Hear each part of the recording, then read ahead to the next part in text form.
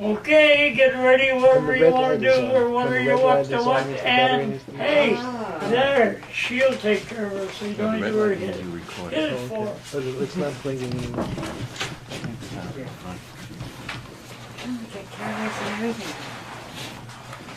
And leave the lights up. He wants to catch Wachwadoogie. I don't know why, but he don't know no better, you know. To the divine ones of Trikeia, who are the embodiment of the all-enlightened mind itself, obeisance. The foreword. This treatise appertains to the profound doctrine self-liberation by meditating upon the peaceful and wrathful deities. It expounds the yoga of knowing the mind, the seeing of reality, self-liberation. By this method, one's mind is understood. Blessed disciples, ponder these teachings deeply. Samaya, Gaia, Gaia, Gaia, Imo. All hail to the one mind that embraces a whole samsara nirvana, that eternally is as it is, yet is unknown, that although ever clear and ever existing, is not visible, that although radiant and unobscured, is not recognized. These teachings supplement those of the Buddhas. These teachings are for the purpose of enabling one to know this mind. All that has been taught heretofore by the Buddhas of the 3 times in virtue of their having known this mind, as recorded in the Door of Dharma consisting of 84,000 slokas and elsewhere, remains incomprehensible. The conquerors are not elsewhere taught anything concerning the one-time mind. Although as vast as the illimitable sky, the sacred scriptures contain but few words relating to knowledge of the mind.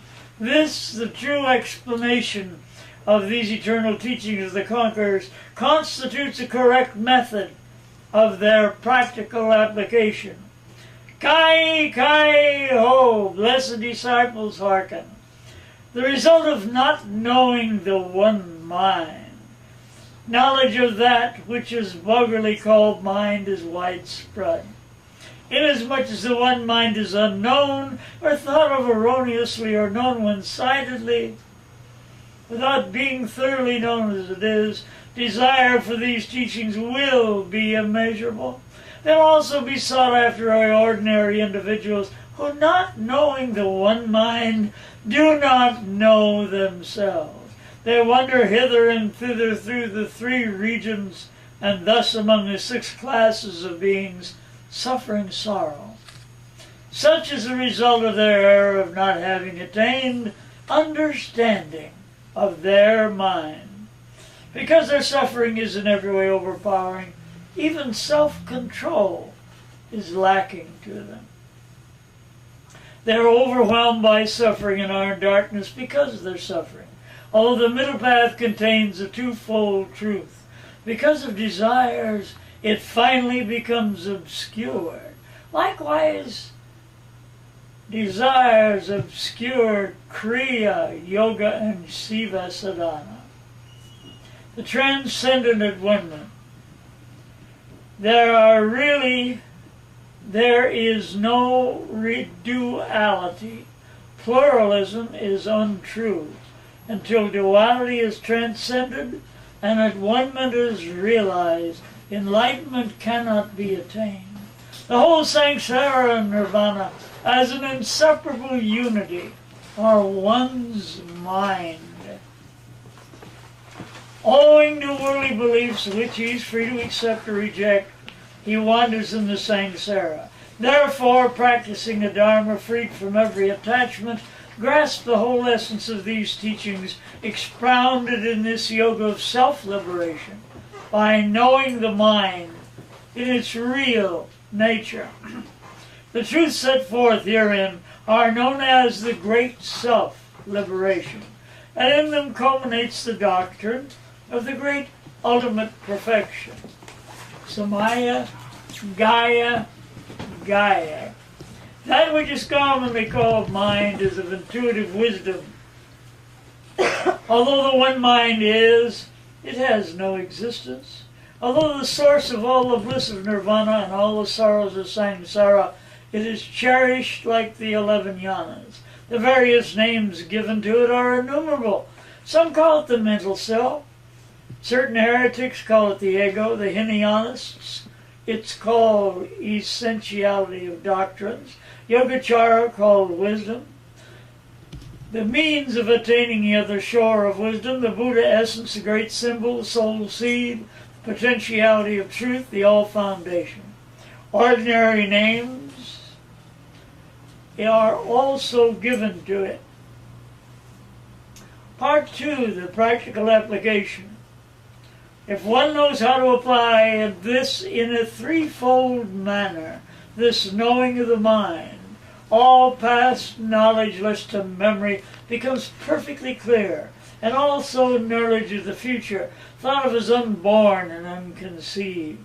In the present, when the mind remains as it is naturally, it's ordinarily comprehended by its own state. Mind in its true state. This is what is happening in each one of you, in your own mind, here and now. All of the things that this states about mind, you have as well. What you're doing with it is up to you. When one seeks one's mind in its true state, it's found to be quite intelligible, although invisible. In its true state, mind is naked, immaculate, not made of anything.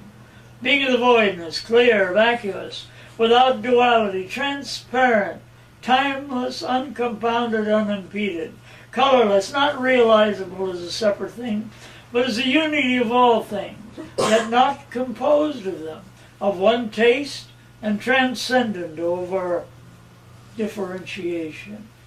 Nor is one's own mind separable from other minds.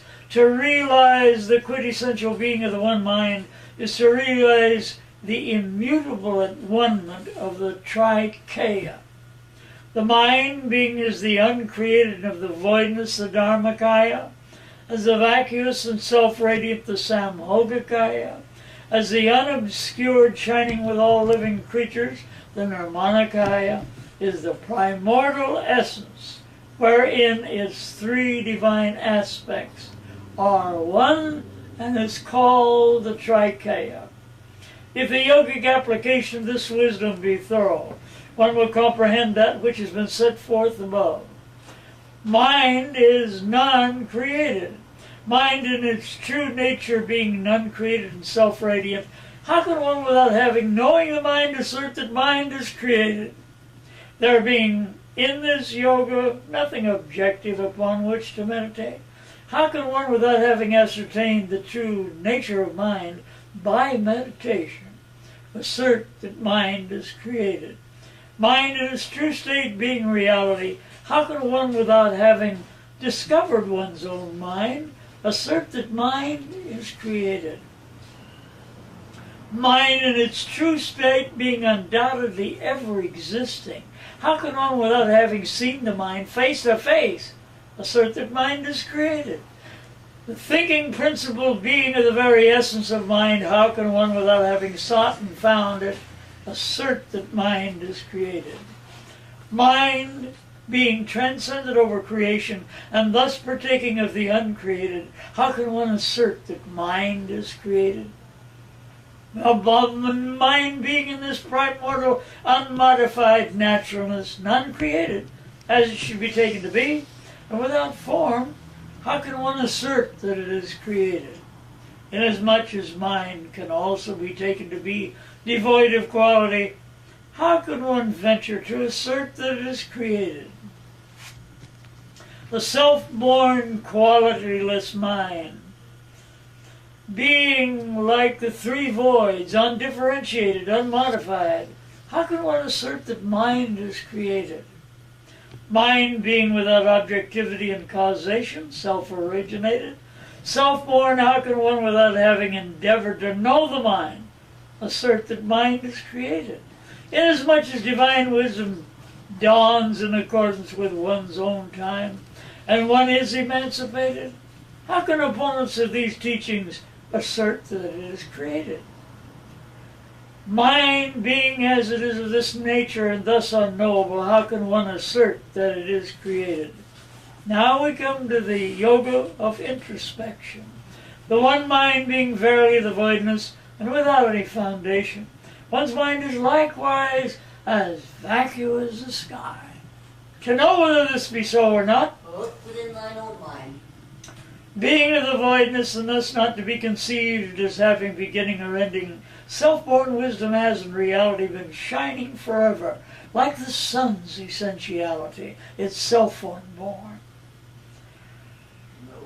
To know whether this be so or not, look within thine own mind. Divine wisdom is undoubtedly unstructurable, unbreakable, like the ever-flowing current of a river. To know whether this be so or not, look within thine own mind. Being merely a flex of instability like the air of the firmament, objective appearances are without power to fascinate and fetter. To know whether this be so or not, look within thine own mind. All appearances are truly one's own concepts, self-conceived in the mind, like reflections seen in a mirror. To know whether this be so or not, look within thine own mind. arising of themselves and being naturally free, like the clouds in the sky. All external appearances verily fade away into their own respective places. To know whether this be so or not, look within thine own mind. the Dharma being nowhere save in the mind, there's no other place to meditation in the mind. The Dharma being nowhere save in the mind, there's no other doctrine to be taught or practiced elsewhere. The Dharma being said nowhere save in the mind, there's no other place of truth for the observance of a vow. The Dharma being nowhere save in the mind, there is no Dharma elsewhere whereby liberation may be attained. Again and again, look within. thine own mind. When looking outwards into the vacuity of space, there's no place to be found where the mind is shining. When looking inward in one's own mind, in the search of the shining, there's to be found no one thing that shines. One's own mind is transparent with quality. Being of the clear light of the voidness, one's own mind is of the Dharmakaya, and being void of quality is comparable to a cloudless sky. It is not a multiplicity and is omniscient. Very great indeed is the difference between knowing and not knowing the import of these teachings, the wondrousness of these teachings. This self-originated clear light, eternally unborn,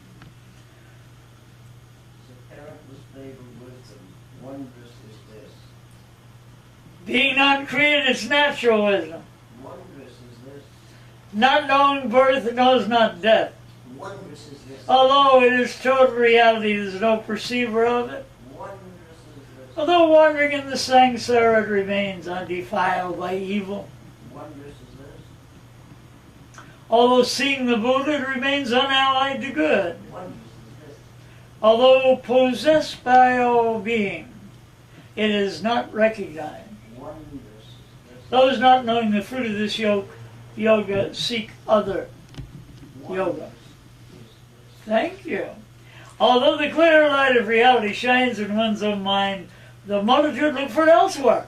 Wondrous is this. Good. All hail to this wisdom here set forth concerning the invisible immaculate mind. This teaching is the most excellent of teachings. This meditation devoid of mental concentration, all-embracing, free from every imperfection, is the most excellent of meditation. This practice concerning the uncreated state, when rightly comprehended, is the most excellent of practices. This fruit of the yoga of the eternally unsought, naturally produced, is the most excellent of fruits. Herewith we have accurately revealed the fourfold great path. This teaching without error, this great path, is of the clear wisdom here set forth, which being clear and unerring is called. This meditation upon this unerring great path is of the clear wisdom here set forth, which being clear and unerring is called. This practice relating to this unerring great path is of the clear wisdom here set forth, which being clear and unerring is called. The fruit of this unerring great path is of the clear wisdom here set forth, which being clear and unerring is called the great light. The yoga also concerns the foundation of the immutable great light. The teachings of this changeless great light is of the unique clear wisdom here set forth, which illuminating it 3 times is called. The meditation upon this changeless great light is a unique clear wisdom here set forth, which illuminating it 3 times is called. The practice relating to this changeless great light is a unique clear wisdom here set forth, which illuminating it 3 times is called. The fruit of this changeless great light is a unique clear wisdom here set forth, which illuminating it 3 times is called. And now we come to the doctrine of the 3 times. The essence of this doctrine concerning the 3 times and at one-ment will now be expounded. The yoga concerning past and future not being practiced, memory of the past remains latent. The future not being welcomed is completely severed by the mind from the present. And the present not being fixable remains in the state of voidness. The yoga of the nirvanic path. There being no thing upon which to meditate. No meditation is there whatsoever. There being no thing to go astray, no going astray there, if one is guided by memory. Without meditating, without going astray, look into the true state wherein self-cognition, self-knowledge, self-illumination shine resplendently. And those shine are called, in the realm of wisdom, transcendent over all meditation, naturally illuminative, where there's no going astray, the vacuous concepts, self-liberation and the primordial voidness are of the Dharmakaya. Without realization of this, the goal of the nirvanic path is unattainable. Simultaneously with this realization, the Vajrasattva state is realized. These teachings are exhaustive of all knowledge, exceedingly deep and immeasurable. Although they are to be contemplated in a variety of ways, to this mind of self-cognition and self-originated wisdom, there are no 2 such things as contemplator and contemplation. When exhaustively contemplated, these teachings merge in at one with the scholarly seeker who is sought. And although the seeker himself, when sought, cannot be found, thereupon is attained the goal of the seeking, and also the end of the search itself. Then nothing more is there to be taught, nor is there need to seek anything. This beginningless, vacuous, none-confused, clear wisdom of self-cognition is the very same as that set forth in the doctrine of the great perfection. Although there are no 2 such things as knowing and not knowing, there are profound and innumerable sorts of meditation, and surpassingly excellent it is, in the end, to know one's mind. There being no 2 such things as object of meditation, meditator. If by those who practice or do not practice meditation, the meditator, the meditation be sought and not found, thereupon the goal of the meditation is reached, and also the end of the meditation itself. There being no 2 such things as meditation, an object of meditation. There's no need to follow the sway of deeply obscuring ignorance. Dig this sentence. It gives you the answer for the whole damn thing, if you'll try it. For as a result of meditation on the unmodified quiescence of mind, the non-created wisdom instantaneously shines forth clearly. If you've learned how to clear your mind and conscience and be there and not stuck in what you're hung up with. Get it all clear, and it gives you a clearance. Oh, well, let's not go into that. Although there are an innumerable variety of profound practice, if one's mind is in its true state, they are non-existent. There are no such things as existence and non-existence. There are no such things as practice and practitioner. If by those who practice or do not practice, the practitioner of the practice be sought and not found, thereupon the goal of the practice is reached, and also the end of the practice itself. Inasmuch from eternity, there's nothing whatsoever to be practiced. There's no need to fall under the sway of errant propensities.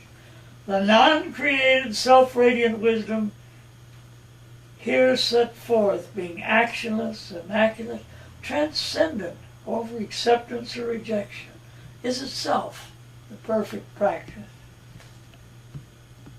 Although there are no two such things as pure and impure, there are innumerable kinds of fruits of yoga, all of which to one's mind in its true state are the conscious content of the not created tree kaya. There being no two such things as action and performer of action, if one seeks a performer of action, and no performer of action be found anywhere, thereupon the goal of fruit obtaining is reached, and also the final consummation itself. There being no other method where whatsoever of obtaining its fruit, there's no need to fall into the sway of dualities, of accepting, rejecting, trusting, and distrusting these teachings. Realization of the self-radiant, self-born wisdom as a manifestation of the Trikaya in the self-cognizing mind is a very fruit of attaining the perfect from nirvana. Explanation of the names given to this wisdom. This wisdom delivers one from the eternally transitory eight aims. Inasmuch as it doesn't fall under the sway of any extreme, it's called the middle path. It is called wisdom because of its unbroken continuity of memory. Being the essence of the vacuity of the mind, it's called the essence of the Buddhas. If the significance of these teachings were known to all beings, surpassingly excellent would it be. Therefore these teachings are called the means of attaining the other shore of wisdom, or transcendental wisdom. To them who passed away into nirvana, this mind is both beginningless and endless. Therefore it's called the great symbol. It is this as much as this mind being known, and by not being known, becomes the foundation of all the joys of nirvana and all the sorrows of samsara. It's called the all foundation. The impatient ordinary person, when dwelling in his fleshly body, calls this very clear wisdom common and challenging. I would say super conscious, common intelligence. Regardless of whatever elegant or varied names be given to this wisdom, as a result of a thorough study, what wisdom other than it, as here revealed, can one really desire? To desire more than this wisdom is to like one who seeks an elephant by following its footprints when the elephant itself has been found. Quite impossible is it, even though one seek throughout the three regions, to find the Buddha elsewhere than in the mind, your mind. Although he that is ignorant of this may seek externally or outside the mind to know himself, how is it possible to find oneself when seeking others rather than oneself? He that thus seeks to know himself is like a fool, giving a performance in the midst of a crowd, forgetting who he is and then seeking everywhere to find himself. This simile also applies to one's erring in other ways. Unless one knows or sees the natural state of substance or things, and recognizes the light of the mind, release from samsara is unattainable. And once one sees the Buddha in one mind, nirvana is obscured. Although the wisdom of nirvana and the ignorance of sankhara illusory appear to be two things, they cannot truly be differentiated. It's an error to conceive of them otherwise than as one. Erring and non-erring are intrinsically also unity. By not taking the mind to be naturally a duality and allowing it as the primordial consciousness to abide in its own place, beings attain deliverance.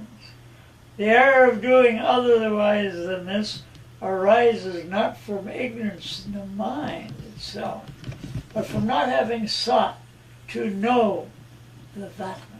Seek within thine own self-illuminated, self-originated mind, whence firstly all such concepts arise, secondly where they exist, and lastly whither they vanish. This realization is likened to that of a crow, which, although already in possession of a pond, flies off elsewhere to quench its thirst, and finding no other drinking place, returns to the one pond.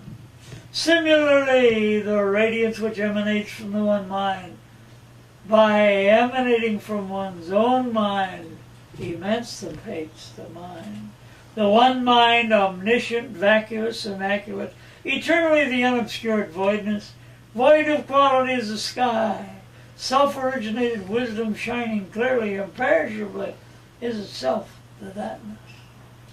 The whole visible universe also symbolizes the one mind. By knowing the all-consciousness in one's mind, one knows it to be as void of quality as the sky. Although the sky may be taken provisionally as an illustration of the unpredicable thatness, it is only symbolically so, inasmuch as the vacuity of all visible things is to be recognized as merely analogous to the apparent vacuity of the sky, devoid of mind, content, and form. The knowing of the mind does not depend on the sky symbol. Therefore, not straying from the path, remain in the very state of voidness. Now we come to the yogic science of mental concepts. The various concepts, too, being illusory, none of them real, fade away accordingly. Thus, for example, everything postulated of the whole of samsara and nirvana arise from nothing more than mental concepts, changes in one's train of thought, or in one's association of ideas, produces corresponding changes in one's conception of the external world. Therefore, the various views concerning things are due merely to different mental concepts. The six classes of beings respectively conceive ideas in different ways. The unenlightened externally see the externally transitory dually. The various doctrines are seen in accordance with one's own mental concepts. As a thing is viewed, so it appears. In other words, everything depends on how you look at it. Don't you people in the place thinking the same as yourself? Huh? All depends on how you look at it. Everything. To see things as a multiplicity and so cleave unto separateness is to err. Now follows the yoga of knowing all mental concepts. Seeing of the radiance of this wisdom or mind which shines without being perceived is Buddhahood. Heard what's just said there? You're all Buddhas. All of you. Here. If the potentiality that within each one of you is brought to its fruition, you'll have it all. And if you don't have it, so you don't have it. You'll take it again. You'll do it again. Mistake not. By not controlling one's thoughts, one errs. By controlling and understanding a thought process in one's mind, emancipation is attained automatically. In general, all things mentally perceived are concepts. The bodily forms in which the world of appearances is contained are concepts of the mind, quintessence of the six classes of beings, is also a mental concept. Happiness of gods in the heaven worlds of men is another mental concept. 3 unhappy states of suffering, 2 also concept of the mind. Ignorance, misery, 5 poisons. Likewise, mental concepts. Likewise, divine wisdom is also a concept of the mind. The full realization of the passing away into nirvana is also a concept of mind. Misfortune caused by demons and evil spirits is also a concept of mind. Gods and good fortune are also concepts of mind. Likewise, the various perfections are mental concepts. Unconscious one point, it's also a mental concept. The color of any objective thing is also a mental concept.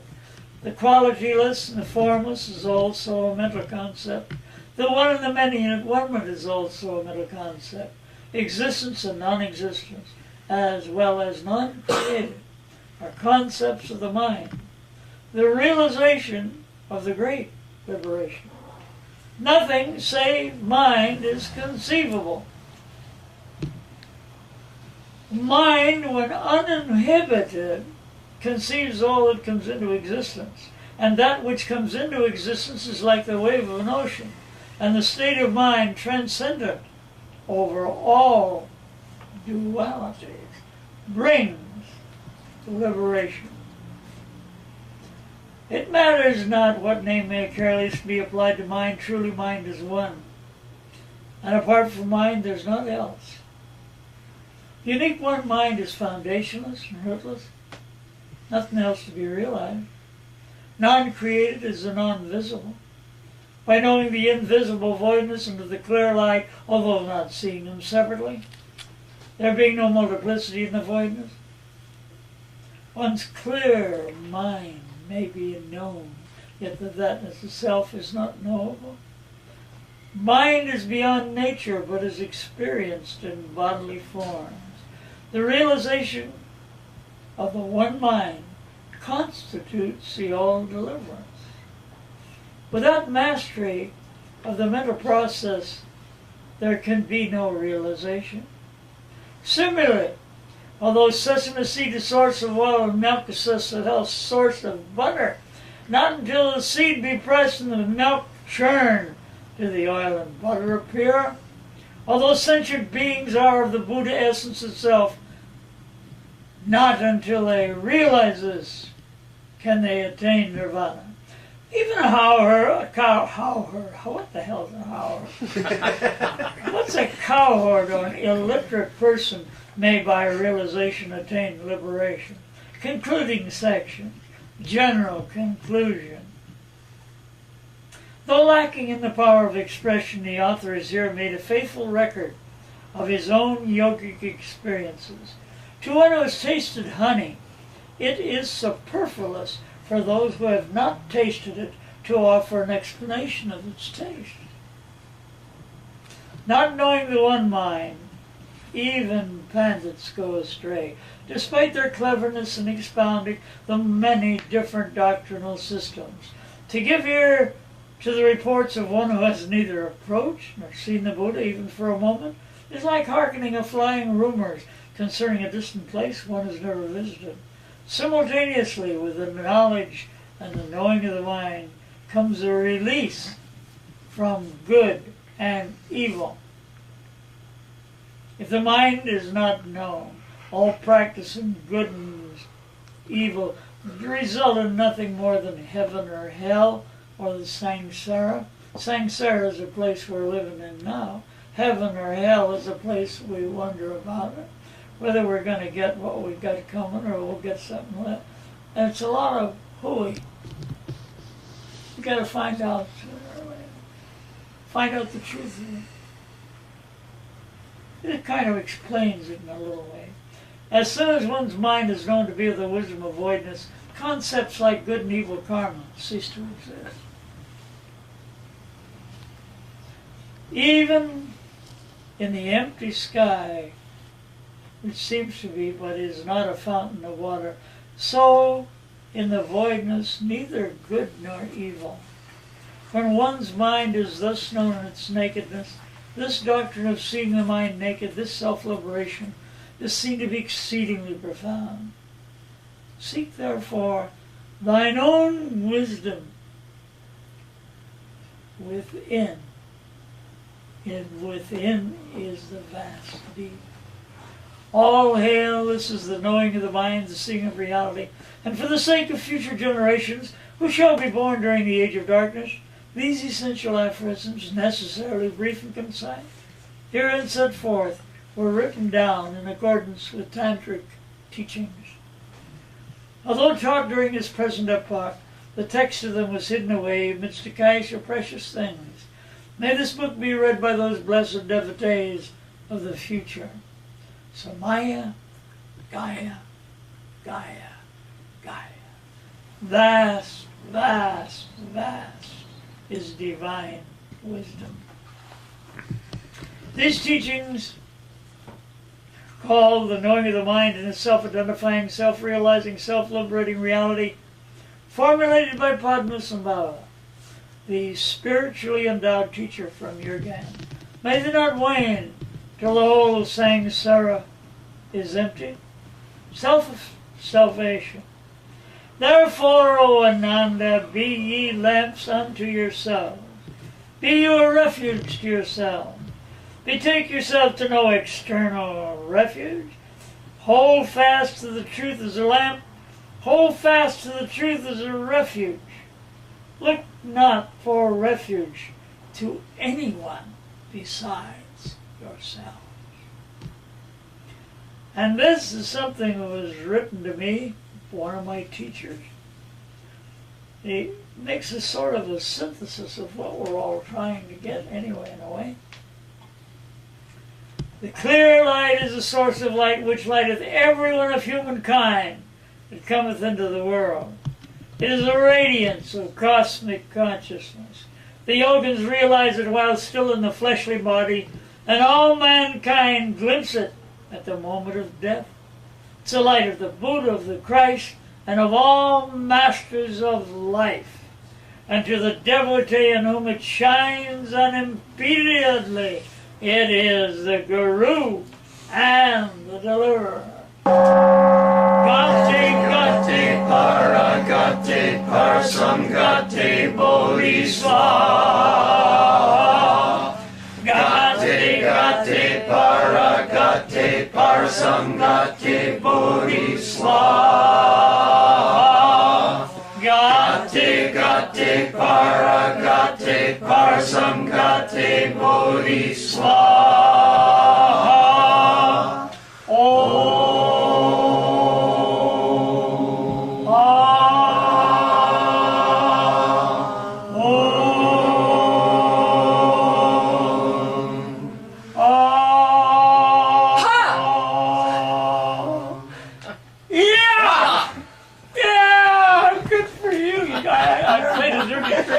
Om. Well, class is dismissed. Wynn's down the end. She'll play some music for you. Thanks a minute for coming.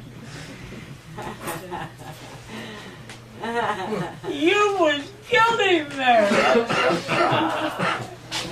Did I flunk the class? No, we can go down and listen to some music.